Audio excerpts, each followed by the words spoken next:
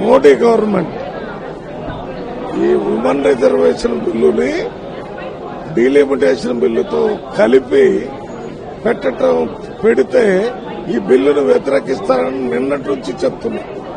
తెలిసి కూడా ఈ బిల్లు పెట్టినట్టు, అది డిఫీట్ అయినట్టు, దానివల్ల రాజకీయ లబ్ధి రేపు జరిగేటటువంటి తమిళనాడు, అదే రకంగా వెస్ట్ బెంగాల్ ఎలక్షన్లు రావాలనే ఉద్దేశంతోనే ఈ బిల్లు పెట్టారు.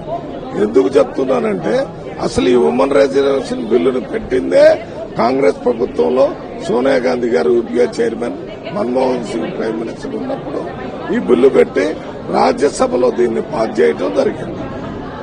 ఈ మధ్యన 2023లో అదే బిల్లుని ఇదే మోడీ గారి ప్రభుత్వంలో లోక్సభలో బిల్లు పెడితే అది యునానిమస్ గా పాస్ చేశారు.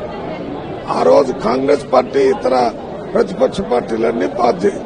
ఇప్పుడు చట్టం చేయడానికి ఇప్పుడు కొత్తగా ఈ బిల్లు పెట్టారు. ఇది పెట్టేటప్పుడు ఏ రకంగా 2023లో లోక్సభలో పెట్టి పాస్ చేశారో ఆ రకంగా మహిళా రిజర్వేషన్ బిల్లుని సపరేట్ గా పెట్టుంటే 100% మేము సపోర్ట్ చేస్తాం, ఆ బిల్లు పాస్ చేస్తామని చెప్పాం.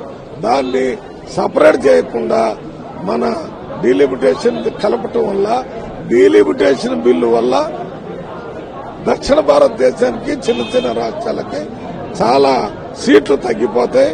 మనం ఉత్తర భారతదేశం మీద పూర్తిగా ఆధారపడాల్సిన పరిస్థితి వస్తుందని దాన్ని మేమంతా సౌత్ ఇండియా వాళ్ళు వ్యతిరేకిస్తున్నాం, చిన్న చిన్న రాష్ట్రాలు కూడా వ్యతిరేకిస్తున్నాం.